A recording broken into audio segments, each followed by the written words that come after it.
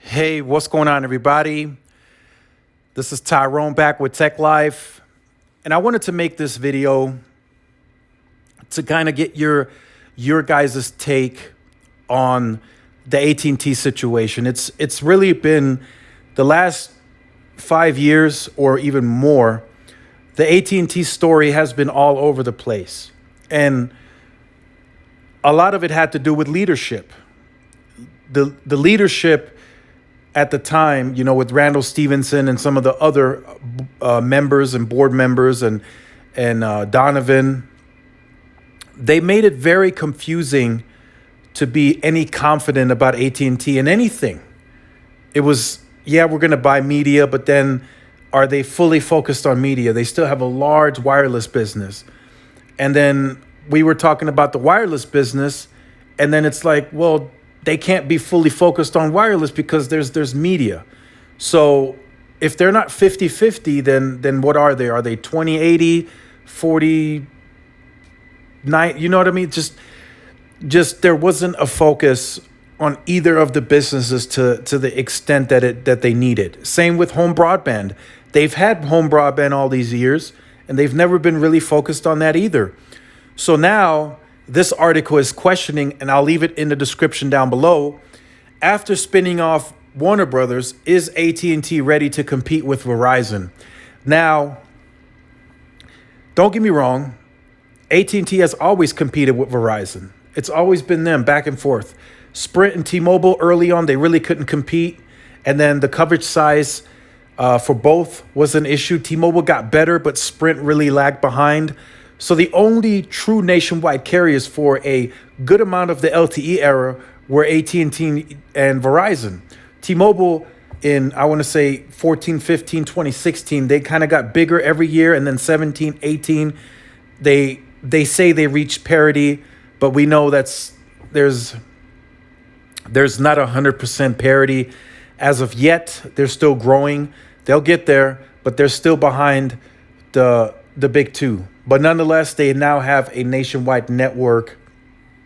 So at least T-Mobile was able to accomplish this. So my question to you guys with this spinoff, if AT&T never had the media assets or the debt that it carried around because it bought media, do you guys think they would have bought more C-band? So leave that answer in the comment section down below, and I'll give you guys my opinion and input what I think would have happened. I think AT&T would have bought more C-band if they didn't carry the media assets or the debt. I think their bidding number would have been closer to Verizon's, and I think T-Mobile would have not gotten any C-band, in my opinion. They spent about $9.3 billion in the auction before closing costs. AT&T would have likely took that additional C-band with them as well. So now that they didn't purchase more C-band than they got, versus now overall having less spectrum than its competitors in Verizon and T-Mobile, there is a chance that they very aggressively compete in auction 110. It's in October. It takes place in October. It was officially announced by the FCC today. So how that auction is going to work, there's 100 megahertz total. The bidders can buy as much as 40 megahertz. That will be broken down into 10 megahertz carriers. So you have to buy 4 to make 40 if you choose to buy 4. And AT&T could very well compete in that and close that gap a little more. But if they choose not to compete in that and use that money towards densifying the network, I'm okay with that too. I'm completely fine with that.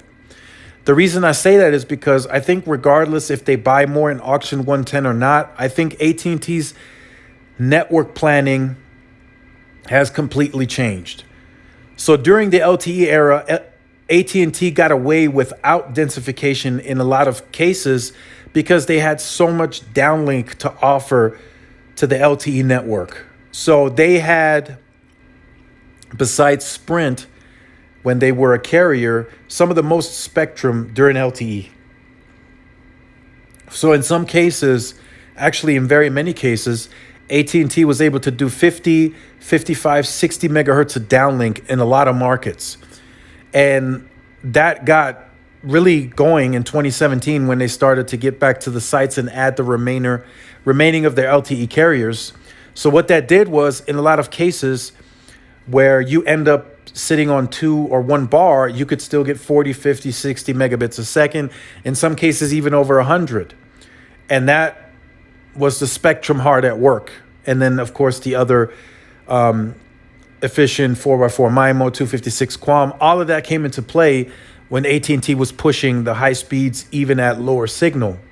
But what suffered, of course, was the uplink. In many of those cases, you saw 2, 3, 4, 5 megabits a second, maybe 10 at best. But that was due to the fact that the signal was so low, and we all know uplink cuts out before anything else. So if AT&T had densification to top off that downlink, I mean, I'm sure you guys can get a good picture of how dominant AT&T would have been during LTE. If they had the nationwide densification in most markets, they have it in some, but they don't have it on a larger scale, they would have been the dominant carrier during the LTE era. Now, how does AT&T approach a 5G where they potentially have the least amount of spectrum? Well, the way to offset that, they become the most dense network in the United States. Now, am I saying that's going to happen? I'm not saying that. I can't officially say it. I've seen some plans behind the scenes, but there could be a potential time, maybe in 23, 24, 2025, where AT&T pushes to become the densest network in the United States. Why is that all of a sudden happening? Well, if they have the lack of spectrum and they want to have a competing network in speed and performance, then they have to densify. They can no longer rely on spectrum because the competitors have more of it. In LTE, it was kind of reverse. Sprint really didn't have any money to push the spectrum to get it on all sites. So once the LTE carriers got going on AT&T's network, we all saw them become the fastest, according to some third-party testings. Now, they could just by default end up in third place on the speed charts if they kept their network grid the same, because the other carriers have more sites, better densification, and more spectrum. So now AT&T has to approach it differently, and that's the reason why I personally believe they got rid of the media. They got rid of all media assets, not just Warner Brother. They got rid of DirecTV and Uverse TV and AT&T TV. They spun all that off into a new company. They got rid of it all.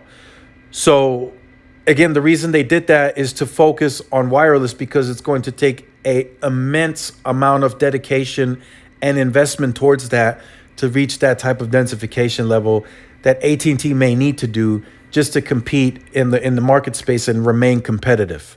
That's what they're going to aim towards. That's what they're pushing towards. In a lot of markets, that's not going to be hard to do because they're already fairly dense. Like New York City, they got a lot of C-RAN up, so they're pretty dense there.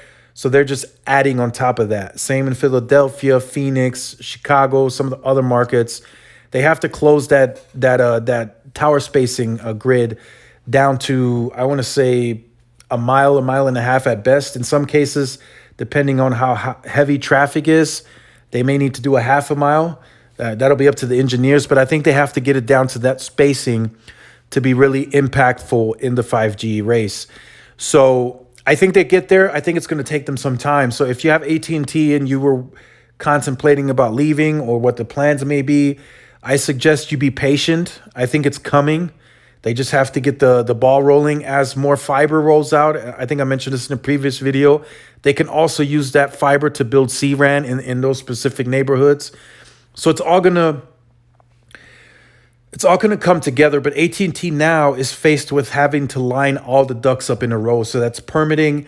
They're getting started a bit late on densification versus the competitors. They're going to be a lot slower on C-band. I got to say it how it is. They're not going to be as aggressive right now as Verizon, and they're not going to be as aggressive as T-Mobile. They're going to work at their own pace. They will get to the numbers that they're guaranteeing, maybe even a little bit ahead of that, but they're going to be behind. They're going to be behind on deploying that C-band. But Excuse me, but don't worry. Their LTE network, which is the base layer right now, is still performing great. And in many areas, as more and more and more densification comes online, the network is just going to naturally get faster, whether it's DSS or LTE, whatever it is. The network is going to get faster and faster and faster for AT&T, and that's because they had great sub-6 spectrum already. They could band 30, band 2, band 5, band 12, band 14, band 29 is now being spotted coming online. I mean, they got plenty and plenty of assets. So if you ever seen AT&T's menu when they're deploying C-band, they're going to have tons and tons of carriers as the anchor, which is NSA. And then as they shift more of that spectrum over to 5G over time, I think they'll be in a good position, but I think they need to densify. They really need to implement that densification into the network to really get going indoors, and then just to give its customers a much better experience. And essentially, that's what AT&T needs to do. They need to meet the needs of its customers and potentially the new customers that are inbound, because AT&T is growing and they have the momentum going forward, I think. So let me know what you think about this in the comment section down below. I look forward to reading all your comments. If you have been on the channel or you're new to the channel and you have not yet liked, share, subscribe, make sure you do so. Hit the notification bell so you are notified when I do upload content. Make sure to follow all of my social media outlets for more updates and interactions. Thanks again for watching. This is Tyrone with Tech Life, and I'll see you guys in the next one. Peace.